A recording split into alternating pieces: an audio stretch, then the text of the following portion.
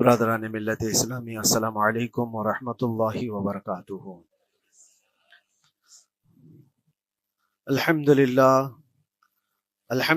الحنان المنان الذي خلق الانسان وعلمه البيان، والصلاة والسلام على رسوله سید الانس والجان وعلى آلہ واصحابہ ذوی الخیر والاحسان، اما بعد، فاعوذ باللہ من الشیطان الرجیم، بسم اللہ الرحمن الرحیم۔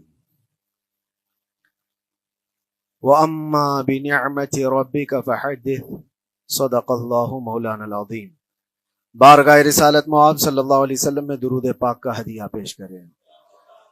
اللہم صلی علی سیدنا و مولانا محمد معدن الجود والکرم وآلہ واصحابہ الکرام وابنہ الکریم وبارک وسلم صلاة دائمة سرمدا ابدا۔ قرآن عظیم میں اللہ رب العزت ارشاد فرماتا ہے، وَقَلِيلٌ مِّنْ عِبَادِيَ الشَّكُورُ، میرے بندوں میں شکر کرنے والے بہت کم ہیں۔ اور یہ بات صحیح ہے کہ بندے پر بے شمار نعمتیں اللہ تعالیٰ عطا کیا ہے، بے شمار ہیں۔ وَإِن تَعُدُّوا نِعْمَةَ اللَّهِ لَا تُحْصُوهَا، اگر تم اللہ کی نعمتوں کو گننا چاہو گے تو شمار نہیں کر سکو گے۔ شیخ سعدی رحمۃ اللہ تعالیٰ علیہ فرماتے ہیں کہ تمہارا ایک سانس لینا بھی نعمت ہے، سانس کا باہر نکالنا بھی نعمت ہے، اور اگر صرف سانسوں کی نعمتوں کا شکر ادا کرنے پر بندہ بیٹھ جائے تو پوری عمر اس کی تمام ہو جائے، باقی نعمتوں کا کیا ہے؟ بے شمار نعمتوں سے نوازا ہے اللہ تعالیٰ نے، لیکن انسان کی فطرت میں یہ بھی ہے کہ کبھی ایک چیز کی کمی محسوس ہوتی ہے تو وہ واویلا مچاتا ہے، بہت شور کرتا ہے کہ مجھے یہ تکلیف ہوئی، وہ تکلیف ہوئی۔ اس کے صحت کے زمانے کو وہ یاد نہیں کرتا، مصیبت کے زمانے کو بہت جلدی یاد کرتا ہے۔ اسی لیے شکر گزار بندے بہت کم ہیں۔ عادت یہ ڈال لیں، جب مصیبت آئے، کوئی تکلیف آئے، تو ہمارے اندر یہ احساس پیدا ہو جائے کہ میرے گناہ اس سے بھی بڑی مصیبت کے لائق تھے، اللہ نے کم مصیبت عطا کی۔ جب کوئی بیمار ہو جائے، جب کبھی کسی آفت میں مبتلا ہو جائے تو یقیناً درد تو ہوتا ہے، آدمی سہن نہیں کر پاتا، لیکن احساس دل میں یہ پیدا کرے اگر وہ انصاف کرنے پر آئے رب تبارک و تعالی میرے ہر گناہ کے بدلے بڑی بڑی سزائیں دے سکتا ہے، میں چھوٹی سی سزا میں ملوث ہوں، اللہ کریم اس کا شکر ہے۔ اسی طرح سے میرے عزیزو، ایک بات میں آپ کو بتاتا ہوں، خاص طور پر ہمارے قید کے زمانے میں بہت سارے ایسے قیدی جیل کے اندر جانے کے بعد ان کے حالات ایسے ہو جاتے ہیں، وہ نا امید اور مایوس ہو کر کفریہ جملے بکنے لگ جاتے ہیں۔ ان کے حالات ایسے ہو جاتے ہیں کوئی خدا نہیں، اگر ہوتا تو ہماری سنتا، بہت کچھ عبادتیں بھی کرتے ہیں، نہیں جب قبول ہوتی ہے تو مایوس ہو جاتے۔ تو یہ تو اندر کے حالات ہیں، باہر بھی کسی کے ساتھ ایسا ہو سکتا ہے۔ میں تو 10 سال سے دعا کر رہا ہوں، اولاد ہی نہیں ہوئی، کوئی یہ کہتا ہے۔ شادی ہو گئی، 10 سال ہو گئے، بچے نہیں ہو رہے ہیں۔ کوئی یہ کہتا ہے کہ میری بیٹی کا رشتہ ہی نہیں ہو رہا، ہر وظیفہ کر لیا، ہر دعا کر لیا، پھر یہاں سے نا امیدی، نا شکری۔ یہ جملے انسان کو کہاں تک پہنچا دیتے ہیں۔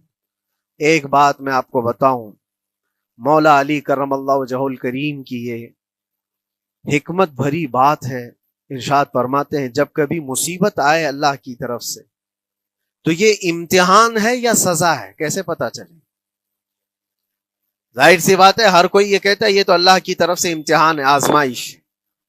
ہم بھی اندر تھے تو یہ بار بار احساس دلایا جاتا تھا، اور بعض لوگ یہ کہتے تھے کہ اللہ کی طرف سے آزمائش ہے، امتحان ہے، اس کو گزار لیجیے۔ بعض مرتبہ امتحان ہے اور بعض موقعوں پر سزا ہے، اور سزا کب ہے اور امتحان کب ہے یہ کیسے پتا چلے؟ بہت بڑا فارمولہ ہے۔ مولا علی کرم اللہ وجہہ الکریم فرماتے ہیں جب کبھی تم پر کوئی مصیبت آئے تو یہ دیکھ لینا ان مصیبتوں کے دن میں تم اگر اللہ سے زیادہ قریب ہو گئے ہو، دعا زیادہ کرنے لگ گئے ہو، وظیفے زیادہ کرنے لگ گئے ہو، تو اس کا مطلب ہے کہ اللہ تعالیٰ تم کو امتحان میں رکھا ہے۔ اور اگر مصیبتوں کے آنے کے بعد بندہ دور ہو جاتا ہے اللہ سے، پھر وہ بفر جاتا ہے، گناہ زیادہ کرنے لگتا ہے، تو سمجھ لو یہ سزا میں ملوث ہے۔ اب سب کی زندگی میں یہ مصیبتیں جب آتی ہیں تو خود اپنے آپ کو ریئلائز کرے، احساس کر کے دیکھے کہ مصیبت آئی ہے تو میرے ہاتھ میں تسبیح آ گئی یا پھر گالی گلوچ، مصیبت یا آفت آئی ہے میرے گھر پر تو میں عبادت اور نماز کی طرف زیادہ جا رہا ہوں یا پھر عیش و عشرت کی طرف زیادہ جا رہا ہوں، تو تمہیں خود پتا چل جائے گا کہ تم اللہ کی طرف سے امتحان میں ہو یا پھر سزا میں ہو۔ میرے عزیزو، بہت مقامات ایسے ہیں جہاں پر بظاہر مصیبت کی حکمت ہمیں نہیں معلوم ہوتی کہ کیوں آئی یہ مصیبت، کیوں دی گئی ہے ہمیں ایسی تکلیف۔ اسی کا نام تقدیر ہے کہ اللہ تعالیٰ کے لکھے ہوئے پر راضی رہنا یہ مومن کی شان ہے۔ مومن کو ہمہ وقت اللہ تبارک و تعالیٰ کی طرف سے لکھی ہوئی اس تقدیر پر راضی رہنا ہے۔ آپ کو میں ایک بات بتا دوں، حضرت ابو جندل ایک صحابی ہیں، مکہ مکرمہ میں ایمان لائے۔ رسول پاک صلی اللہ تعالی علیہ وسلم جب ابھی مکہ میں تھے، اس وقت غریب صحابہ کو کفار مکہ، مشرکین مکہ کس طرح سے پکڑ کر مارتے تھے، کیسے کیسی سزائیں دیا کرتے تھے۔ اسی اسنا میں اللہ کے نبی صلی اللہ علیہ وسلم ہجرت کر کے مدینہ تشریف لے گئے، لیکن جو ابو جندل تھے یہ قید میں تھے، قید میں تھے، ان کا باپ خود ان کو قید میں رکھا ہوا تھا، اور ایسی قید کہ زنجیریں بندھی ہوئی رہتی تھی، مسلسل کئی سال گزر گئے۔ حضور پاک صلی اللہ تعالی علیہ وسلم کی ہجرت کے 6 سال گزر جانے کے بعد 7واں سال تھا جب آپ کو بتاؤں حدیبیہ کا وہ منظر پیش آیا جس کو صلح حدیبیہ کہا جاتا ہے۔ تقریباً 1400 صحابہ کے ساتھ رسول کریم صلی اللہ تعالی علیہ وسلم عمرہ کرنے کے لیے آئے، لیکن اس وقت مکہ کے کفار و مشرکین مکہ سے تقریباً 35 کلومیٹر باہر دور آپ کا راستہ روک لیا، کہا ہم آپ کو عمرہ کرنے نہیں دیں گے، آپ کے اصحاب کو، آپ کے صحابہ کو ہم مکہ میں انٹر ہونے نہیں دیں گے۔ جنگ جیسی نوبت آ گئی تھی، لیکن حضور پاک صلی اللہ تعالی علیہ وسلم اور صحابہ احرام پہن کر کے عمرہ کرنے کے لیے آئے، تو پھر درمیانی راستہ یہ اختیار کیا گیا۔ حضور پاک صلی اللہ علیہ وسلم نے فرمایا کہ ہم صلح کر لیتے ہیں، کچھ ایگریمنٹ ہو جائے ہمارے اور تمہارے درمیان، جنگ نہیں کریں گے، آج سے جنگ بندی ہو جائے۔ تو کفار مکہ اس بات پر راضی ہوئے، اور اس کے بعد صلح، جس کو کہتے ہیں صلح حدیبیہ، یہ بہت مشہور ہے۔ صلح حدیبیہ ہوئی، اس میں سارے پوائنٹس جو لکھے گئے تھے ایگریمنٹ کے اندر وہ سب مکہ والوں کی حمایت میں زیادہ تھے، دبا کر کے انہوں نے صلح کی تھی اس طرح سے ان کے الزام کے مطابق، یعنی اگر کوئی مکہ سے بھاگ کر مدینے جائے تو انہوں نے ایگریمنٹ میں لکھایا تھا کہ آپ کو وہ شخص ہمیں واپس کرنا پڑے گا، اور اگر مدینے سے کوئی بھاگ کر ہمارے پاس آئے تو ہم اس کو اپنے پاس رکھیں گے، ہم باہر واپس نہیں بھیجیں گے۔ تمہارا کوئی آدمی ہمارے پاس آ گیا بھاگ کر کے، یا ہمارا ہی وہاں رہنے والا کوئی آدمی آ گیا آپ کی امان سے نکل کر کے، تو ہم اس کو اپنے پاس رکھیں گے۔ ایسی بہت ساری شرطیں تھیں، میں کیوں کہہ رہا ہوں یہ بات سن لیجیے۔ یہ صلح حدیبیہ ہو گئی، ایگریمنٹ ابھی لکھا جانا تھا۔ وہ ابو جندل صحابی جو کئی سالوں سے مکہ میں قید میں تھے، زنجیریں توڑ کر کے وہ باہر نکل آئے، اور جب ان کو یہ خبر ملی کہ مکہ سے 35 کلومیٹر دور اللہ کے نبی صلی اللہ تعالی علیہ وسلم اپنے صحابہ کے ساتھ پڑاؤ ڈالے ہوئے ہیں اور تشریف لانے والے ہیں، کسی طرح بچ بچاتے ہوئے وہ وہاں پہنچ گئے حدیبیہ کے مقام پر۔ جیسے ہی وہ پہنچے صحابہ میں ایک شور ہو گیا، صحابہ جانتے تھے کہ کتنے سالوں سے ابو جندل قید میں ہے، طرح طرح کی اذیتیں اٹھاتا ہے، بہت مصیبتیں اٹھائی ہیں ابو جندل نے۔ دیکھا ان کے جسم پر پورے زخموں کے نشان تھے، ہاتھوں اور پیروں میں زنجیریں لٹکی ہوئی تھیں۔ وہ اسی حالت میں صحابہ کے پاس آ گئے، صحابہ سب نے سینے سے سینہ لگایا، استقبال کیا، ابو جندل تم آ گئے ہمارے پاس، آ گئے۔ اب بات سنو، بڑی حیرت کی ہے، ایگریمنٹ لکھا جا رہا تھا اور ابو جندل مکہ سے فرار ہو کر کے آئے تھے۔ ابو جندل کا جو باپ ہے اور دوسرے جو رئیس مکہ کے تھے، قریش کے سردار، سبوں نے ہاتھ روک لیا اور کہا ہمارا ایک آدمی بھاگ کر آپ کے پاس آیا ہے، ایگریمنٹ کے مطابق اس کو آپ ہمیں واپس کرنا ہوگا، واپس لوٹانا ہوگا۔ مکہ میں رہنے والا شخص آپ کے پاس آیا ہے، وہ ہمارا قیدی ہے۔ حضور پاک صلی اللہ تعالی علیہ وسلم نے فرمایا ابھی تو لکھا نہیں گیا، اس سے پہلے وہ آیا ہے، چھوڑ دو اس کو، اس کے بعد جو بھی ہوگا اس پر عمل کریں گے۔ مکہ والوں نے کہا نہیں، ہم نہیں مانتے اس چیز کو۔ حضور پاک صلی اللہ تعالی علیہ وسلم نے یہاں تک فرمایا اس ایک شخص کو میری ضمانت میں دے دو، باقی تمہاری ساری شرطیں منظور کر لی جائیں گی۔ وہ رحمت للعالمین، نبی اکرم صلی اللہ تعالی علیہ وسلم اپنے غلاموں پر رحم کیسے نہ کریں۔ جب ان حالات میں دیکھا ابو جندل کو تو صحابہ بھی حضور کے پاس آئے اور کہا یا رسول اللہ صلی اللہ علیہ وسلم صلح کیوں کر رہے ہیں، ان کے ساتھ جنگ کریں گے ہم، ان کو ہم نے بدر میں، احد میں، خندق میں ان کے ساتھ جو مقابلے کی ہمیں تجربہ ہے، ہم ان کے پرخچے اڑا دیں گے، آپ اجازت دیں ہم جنگ کریں گے۔ اللہ کے نبی فرماتے ہیں میں جو دیکھ رہا ہوں وہ تم نہیں دیکھ رہے ہو، اللہ کا حکم نہیں ہے جنگ کرنے کا، صلح ہے۔ صلح ہو گئی، لکھا جا رہا تھا، اور یہ ابو جندل آئے۔ اب جب حضور پاک صلی اللہ تعالی علیہ وسلم نے فرمایا ٹھیک ہے، ایگریمنٹ کے مطابق ابو جندل کو مکہ واپس بھیجنا پڑے گا، اتنا فرمایا تھا حضور نے، ابو جندل دھاڑے مار مار کر رونے لگے اور صحابہ کو جا کر کے اپنے زخم دکھانے لگے کہ دیکھو مجھے واپس بھیجا جا رہا ہے، مجھے واپس بھیجا جا رہا ہے۔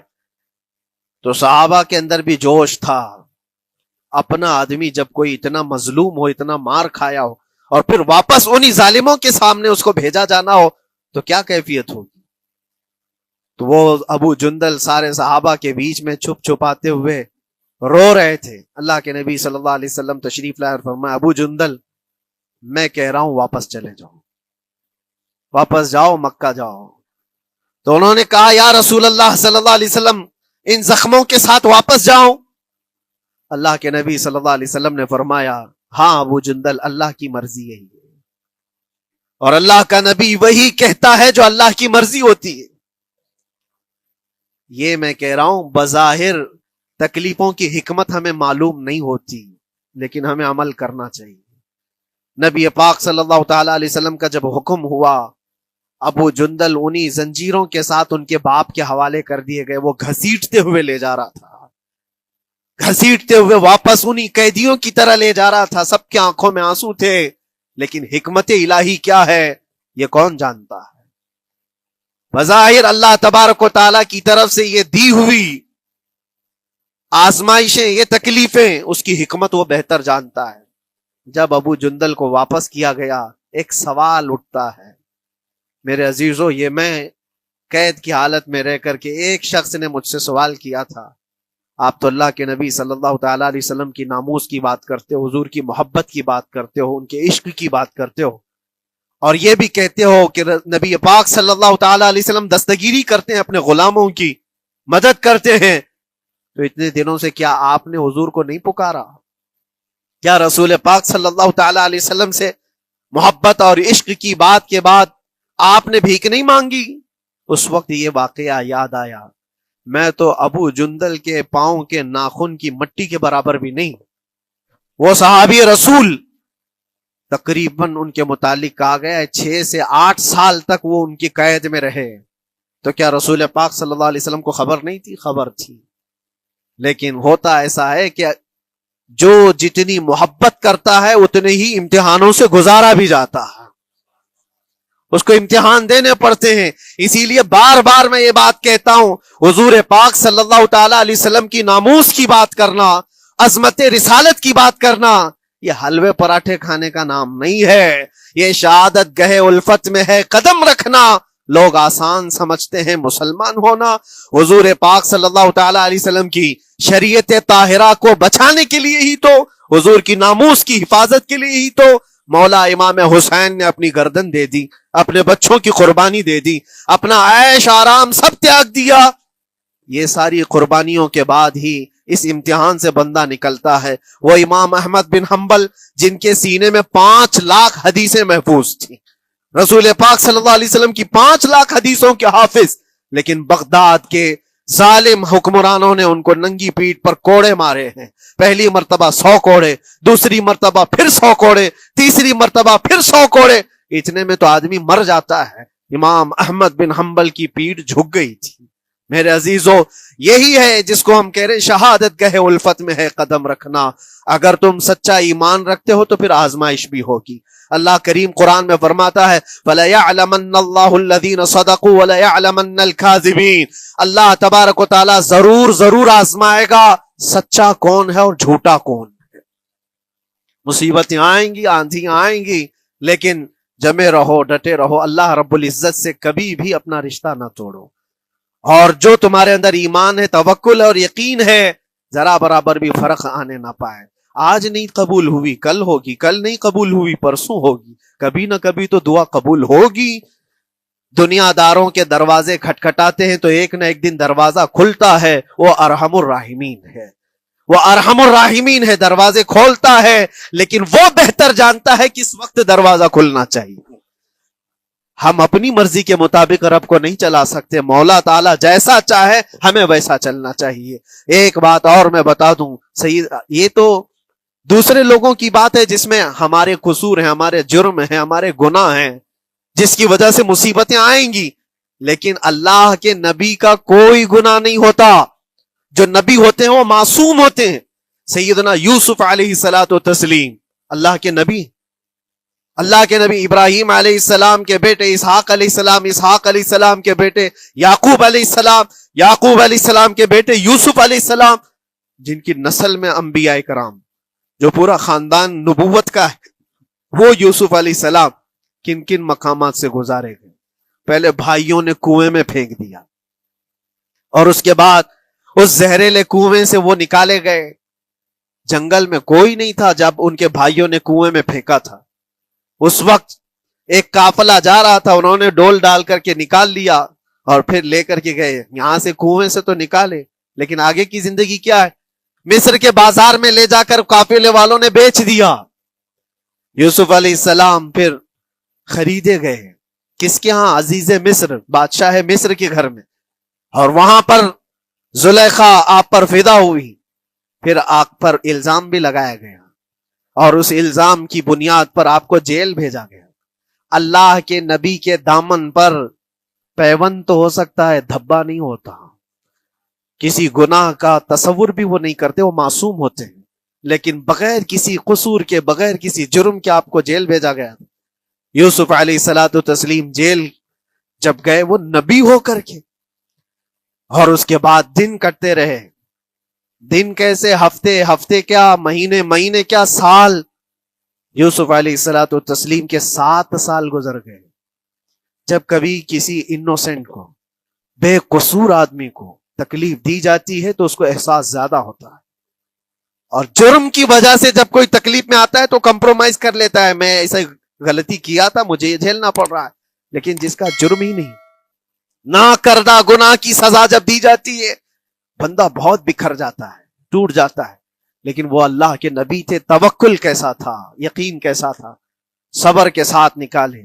لیکن ایک بہت پیاری بات ہمیں ملتی ہے میرے عزیزوں، وہاں قیدی اور بھی تھے، اور یوسف علیہ السلام کو اللہ تعالیٰ نے ایک معجزہ عطا کیا تھا۔ وہ خوابوں کی تعبیر سچی سچی بتاتے تھے۔ خواب کی تعبیر ہوا کرتی ہے، جو بھی خواب دیکھتا ہے آدمی، اس میں اشارہ ہوتا ہے اللہ کی طرف سے۔ تو 2 قیدیوں نے خواب دیکھا تھا، یہ قرآن پاک کے سورہ یوسف میں پورا موجود ہے، 12ویں پارے میں۔ 2 قیدیوں نے خواب دیکھا، اپنا اپنا خواب انہوں نے بیان کیا یوسف علیہ السلام کو۔ ایک قیدی نے دیکھا کہ وہ سر پر روٹیاں رکھ کر کے لے جا رہا ہے اور پرندے نوچ نوچ کر کھا رہے ہیں۔ دوسرے نے دیکھا کہ وہ انگوروں کو نچوڑ کر کے اس کے رس پی رہا ہے۔ تو انہوں نے بتایا یوسف علیہ السلام کے پاس، ایسا ایسا ہم نے خواب دیکھا ہے، اس کی تعبیر کیا ہو سکتی ہے؟ سیدنا یوسف علیہ السلام فرماتے ہیں، میں دونوں کے خواب کی تعبیر بتاؤں گا، لیکن اس میں سے ایک بندہ، اس سے آپ نے کہا تو وعدہ کر کے میرا بھی کام کرے گا، میرا بھی ایک کام ہے، تو کرے گا۔ 7 سال گزر گئے تھے۔ جو بادشاہ مصر تھا وہ بھی بدل چکا تھا، جس نے قید میں ڈالا تھا وہ ختم ہو گیا، دوسرا آیا، تیسرا آیا، جو بھی آیا، لیکن حکومت بدلی ہوئی تھی۔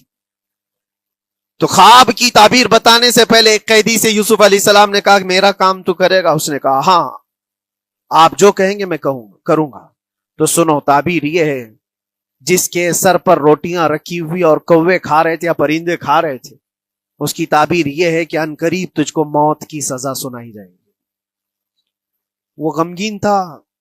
دوسرے سے کہا تو انگور کے رس نچوڑ کر پی رہا تھا، تیرے خواب کی تعبیر یہ ہے کہ عنقریب تجھ کو رہا کر دیا جائے گا، تو آزاد ہوگا، اور تجھ سے ہی میرا کام یہ ہے کہ آزاد ہو کر جائے گا تو تو موجودہ وقت کے جو بادشاہ ہے شاید اس کی فوج میں شامل ہو جائے یا اس کے سپاہیوں میں وزیروں میں، تو میری یہ بات اس تک پہنچا دینا، پچھلے 7 سالوں سے بے گناہ بے قصور ایک قیدی اندر ہے، اس کو آزاد کر دیا جائے، اس کو آزاد کر دیا جائے۔ اس نے کہا بالکل، اگر میں چھوٹا تو آپ کا ایک کام ضرور کروں گا۔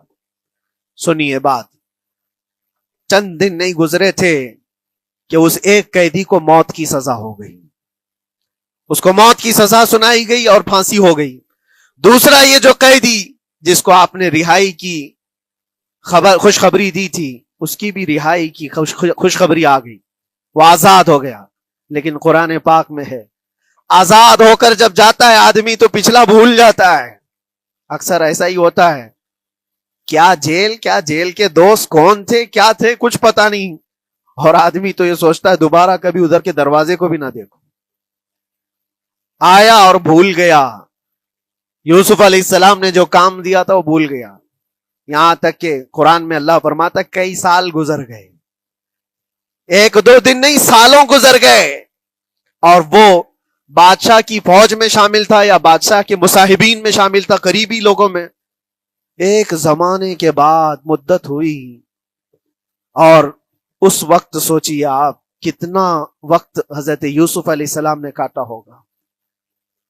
ایک دن آپ بے اختیار رو پڑے اللہ کی بارگاہ میں۔ یہ میں آپ کو بتا رہا ہوں، کبھی کبھار انسانی فطرت کا تقاضا ہے، اللہ تبارک و تعالیٰ کی بارگاہ میں رو پڑے اور کہا اے رب العالمین، اے ارحم الراحمین، یہ دن کب ختم ہوں گے؟ یہ جس طرح سے مجھے جیل کی سلاخوں کے پیچھے بند کیا گیا ہے، ان مصیبتوں سے کب آزادی ہوگی میرے مولا یا ارحم الراحمین؟ جواب رب تعالیٰ کی طرف سے آیا، یہ ہمارے اور آپ کی بات نہیں ہے، یہ اللہ کے نبی کی بات ہے۔ اب سنو، یوسف علیہ السلام کو جواب آیا، اے یوسف، جب تجھے جیل سے نکلنا ہی تھا، تجھے باہر جانا ہی تھا، تو دنیا کے بادشاہ کے پاس سامنے کیوں ریکویسٹ رکھا، میرے سامنے رکھ دیا ہوتا۔ اللہ اکبر، یہ توکل کا اعلیٰ درجہ ہے۔ اتنی مصیبتوں کے بعد بھی تم نے اس سپاہی کو کیوں اپنا قاصد بنا کر بادشاہ کے سامنے بھیجا کہ میری آزادی ہو جائے؟ یوسف علیہ السلام بہت روئے، سجدے میں گر کر کے مولا مجھے معاف کر دے، اور میرے ہر شے کا تو مالک ہے، اب میں زندگی بھر قید میں رہوں یا آزاد رہوں یہ تیری مرضی پر ہے۔ میرے عزیزو، پھر یوسف علیہ السلام کے ساتھ کیا ہوا؟ بادشاہ نے خود ایک خواب دیکھا اور وہ پریشان تھا، خوابوں کی تعبیر کوئی بتا نہیں رہا تھا۔ تب اس قیدی کو چھوٹے ہوئے کو یاد آئی بات کہ جیل میں ایک آدمی ہے جو سچی سچی تعبیر بتاتا ہے۔ پھر اس نے بادشاہ سے کہا ایک قیدی بہت شریف اور صالح ہے، وہ سچی تعبیر بتائے گا، آپ کہے تو میں اس کو لے آؤں، اور اس نے مجھے یہ کہا بھی تھا کہ اس کو آزاد کرنا ہے، آپ کے پاس ریکویسٹ رکھنی ہے کہ وہ بے قصور قید میں ہے۔ بادشاہ نے معلومات حاصل کی اور اس کے بعد پروانہ دے دیا کہ اس قیدی کو آزاد کیا جائے جس کو بے قصور رکھا گیا ہے، اور میرے خواب کی تعبیر بتائی جائے۔ یوسف علیہ الصلوۃ والتسلیم کو لوگ آئے لینے کے لیے۔ اب یہاں منظر اور ہے میرے عزیزوں، کہا کہ بادشاہ نے خواب دیکھا، اس کی تعبیر بتائے۔ آپ نے تعبیر تو بتا دی کہ کیا ہونے والا ہے اگلے 7 سالوں میں بادشاہ کے ساتھ، یہ ساری تعبیر بتائی، لیکن جب آزاد کرنے کی بات آئی تو آپ نے کہا رہنے دو، اب مجھے قید میں رہنے دو، اس لیے کہ آپ کو یہ احساس ہوگا کہ میں بادشاہ کے پاس کیوں رکھا ہے اس مقدمے کو۔ لیکن بعد میں بادشاہ اور اس کے مصاحبین اور اس کے وزیر آپ کو اصرار کرتے ہوئے لے گئے اور لے جا کر کے سیدھے وزیر اعظم کے تخت پر بٹھا دی، سیدھے وزیر اعظم کے تخت پر بٹھا دیا۔ پھر رب تبارک و تعالیٰ نے فرمایا اے یوسف، جب تک ہم چاہیں تب اندر رہے گا آدمی، اور جب ہم چاہ لیں باہر تو پھر اپنی مرضی سے کوئی اندر بھی نہیں رہ سکتا۔ حقیقت ہے میرے عزیزو، جب مصیبتوں کے ختم ہونے کا وقت آئے پھر پوری دنیا کھڑی ہو کر کے بھی تم کو مصیبت نہیں دے سکتی۔ تکلیف نہیں دے سکتی. اور رب تبارک و تعالیٰ نے فرمایا وَإِن يَمْسَسْكَ اللَّهُ بِضُرٍّ فَلَا كَاشِفَ لَهُ، اگر تم کو اللہ کی طرف سے کوئی مصیبت آئے تو کوئی اس کو ہٹانے والا نہیں ہے. وَإِن يَمْسَسْكَ اللَّهُ بِخَيْرٍ فَلَا رَادَّ لِفَضْلِهِ، اور اگر اللہ تبارک و تعالیٰ کوئی بھلائی کسی بندے کو دے دے تو دنیا کی کوئی طاقت اس کو روک بھی نہیں سکتی.